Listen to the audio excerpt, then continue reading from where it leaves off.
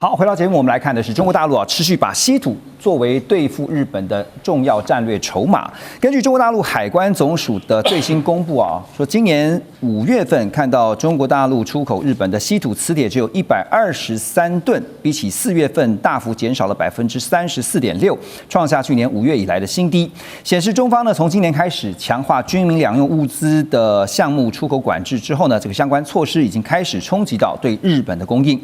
與此同時呢，這2天也看到傳出一個消息就是中日又因為稀土傳出的敏感事件，就是日本共同社報道呢，有2名日本公民今年5月份因為涉嫌違反中國大陸走私國家禁止進出口貨物跟物品罪嫌呢，在遼寧的大連遭到海關的拘留。外界研判被逮捕的這2名日本人是疑似試圖攜帶正被加強出口管制的稀土相關物品從中國出境，引發了北京的強力執法。而這起事件也讓日本企業對於到中國大陸投資還有營商的相關風險再度提高了警戒。好，那中國大陸呢？我們知道它針對稀土還有關鍵的礦產其實已經祭出了，包括之前我們曾經聊的像是鎢還有像是鉬。可是我特別幫大家整理了一個資料，除了這2項關鍵金屬上面稀土元素就不用說了下面關鍵金屬除了鎢跟鉬以外呢，還有包括什麼呢？銻、鈷、鎵等等還有什麼鋰呀、鈦呀，都是。那重點就在這個地方，就是呢，中國大陸管制的稀土還有關鍵礦產超過20種，涵蓋高科技跟工業核心材料，它對日本的衝擊會影響到包括汽車產業、半導體跟電子面板，還有電池產業、航太工業、精密機械、工具機因為光是我們之前曾經提過的鎢跟鉬呢，就是工具機用來作為這個就是生產製造非常重要的這個刀具。好，那我要問聶老師的是說我們現在看到北京一方面收緊稀土的管制，一方面加強執法工作看得出來稀土這張牌对日本真的奏效了。您怎麼看這個把稀土納入成為國家重要戰略工具，它背後的思維跟手段？會奏效，真的是不是真正奏效，我們還要再wait and see 了當然，這個中日發生一些問題之後，尤其高市上來講到台灣有事之後，當然中國做了非常多的動作，包括從剛開始的時候在海產上的這個經濟制裁，還有人流上的這個我們講旅遊的限令之外，那當然我覺得中國所謂到的一個太強，他手中握着太強的一個核心籌碼，也就是他的我所謂的致命王牌，就是稀土。當然還包括這些關鍵材料。剛剛的這個何龍非常用功的準備了17種稀土，這大家已經知道了，對不對？還有8種礦產，那這些都是可以讓一個國家讓它能夠舉之不前，然後投入原地打轉的很重要的一些礦產。那你說，當然，這個一個國家是不是省油的燈？尤其曾經是一個資本大國，在資本才做的這麼的前衛的一個日本，你覺得他會因此就收手嗎？不會。我們知道他沒有這個儲量，他會去找。他找到哪裡呢？藍鳥島，這個大家都知道，它深海6000公尺，的確有多少呢？號稱有16000噸的稀土。這個稀土跟各位報告，全球是1.2億噸，它就佔13%。當中國有4400萬噸當然佔的是37%。不管怎麼說，1600萬噸可以維持它100年生成。是。但重點來了，不是儲量就重要，產量很重要。你能不能產出來？它的挖掘能力非常難度非常高，這都是口號認知戰。我剛從日本回來，東京很多朋友日本人都被告知他們找到了，很快可以找出來，錯，不可能。第二個，成本很高很貴，全球都嘛知道，你去挖看6000公尺，你要挖多久多貴，還不如假設中國一放，我告訴你，你的成本可能會是中國直接買的2-3倍。當然，希望中國當然你也不能求中國了，希望中國對我們好一點，日本只能這樣子。所以這是致命王牌。那你剛剛講是不是卡得死死的？從這個角度就卡得死，所以日本苦思，對不對？其實都不是重點，產量就產出來了。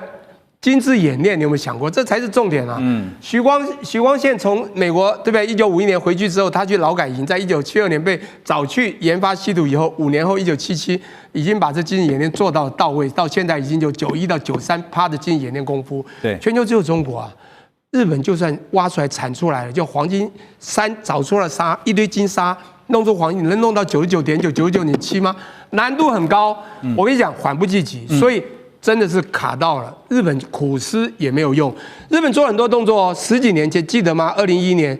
釣魚島事件發生什麼事？日本也被卡過，那時候還沒那麼嚴。他跟澳洲去簽了所謂的日澳所謂的稀土共同開發協議，簽了技術合作，有用嗎？很難，經濟也沒辦法。對，所以我剛剛講這個啊，真的是重點。這個王牌中國握在手裡，他還沒有說一定把對方打倒，只要對方看對方怎麼做，他就有辦法做下一招，讓對方真的起不來。是老師講到一個重點哈，正好呼應了這個圖上面的，就是說，其實這張圖呢，簡單來講。告訴大家的是說，中國大陸還有很多牌還沒有出，然後呢，日方呢因應策略是什麼呢？一直要找多元供應的來源，因為被卡住了嘛。是。那另外呢，就是要推動國內資源開發跟回收技術。剛剛你也提到了，這個不是一時半刻的事情。然後加強跟美歐合作關鍵礦產供應鏈，像澳洲也是嘛，哈。我補充一個，你剛剛講到海底，你剛剛講回收的是最可笑的，他們找到電池裡面可以連抓出來，教練，你知道的成本多高，能弄出多少嗎？我覺得這個都是有點認知戰。其實簡單講是4個字啊，緩不濟急啊。但是怎麼辦呢？現在被卡住了，所以呢，也看到中日關係也從年初以來啊，其實就是不斷的降溫啊，這可以說是降到新的低點。彭博在這個禮拜也報道說，日本首相高市早苗甚至還傳出他並不想在今年11月在深圳舉行的這個 APEC 領袖峰會期間跟中國大陸國家主席習近平會晤，原因呢就是不滿中方針對高市個人的批評言論啊。但是你換另外一個角度來看，是習近平他願意見高市早苗嗎？啊，這也是一個問題。好，但是呢，日本駐中大使呢金山憲治啊，在接受共同社的專訪時，他則表示，他說領袖會談對於改變雙邊關係具有重要意義，所以仍然將繼續的努力促成 APEC 期間的中日領袖會晤。那麼現在在美中戰略競爭持續這個升高，經濟安全議題又凌駕在經貿合作的這個時候啊，現在大家也在看是中日雙方的關係到底什麼時候有可能回溫。那麼關係現在降到了新低點啊，但是有一句話嘛，就是沒有最低，只有更低啊，是這樣嗎？就是中日關係接下來一直到年底前都沒有機會回暖了嗎？當然有啦，那個高市下台就回暖了，這是唯一的辦法嗎？對啊，高市現在日本這個國內在傳聞，自民黨受到這個日本的產業界極大壓力，還有他們這些一些元老的派閥，他們正在想要看怎麼解決這個問題，而且高市事實上的話，作為越來越爭議嘛，他自己很多醜聞也出來了哈，所以有一個傳聞就是說，很可能就是說麻生啊，還有這些這個岸田文雄啊，他們這些實力派啊，透過派閥的情況，可能就把在黨內的話，把這個自民黨這個主席從這個高市早苗頭上拿下來。現在傳聞是這個林芳正，林芳正，他基本上他是比較溫和派啊。現在日本走這個極右，對，還有軍國主義路線啊，新進軍國主義路線，未蒙其利先受其害。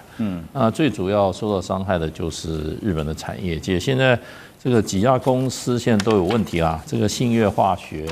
然後做這個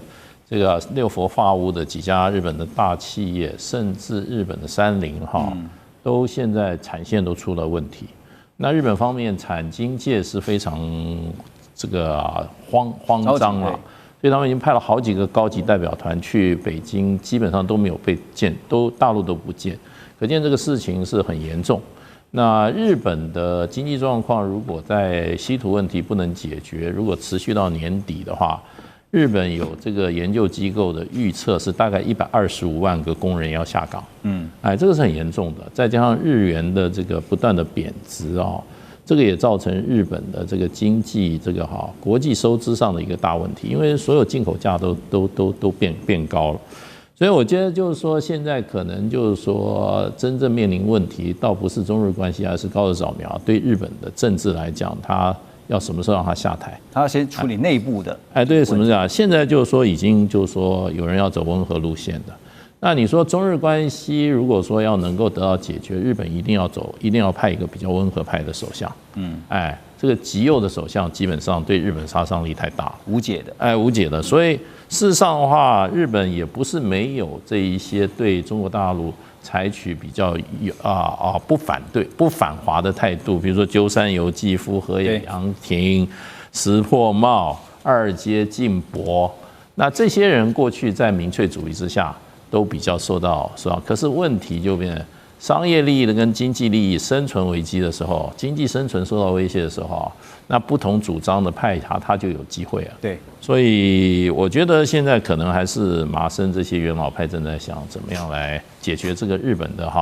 經濟的一個所謂的一個災難性的一個前景吧。大使提到了這個鳩山由紀夫啊，他是日本前首相哈。這個禮拜呢，我們也看到他在21屆的濟州論壇上面，他就認為說高市早苗應該立刻的糾正涉台錯誤言論，並且道歉，而且他也說高市呢，這個顯然違背了1972年的日中聯合聲明的精神啊。當然，不過在高市早苗這邊呢，他還是一樣，現在態度似乎還是很強硬。不過虽然看到他最近這個民調不斷的下降啊，但是立場目前還沒有什麼鬆動。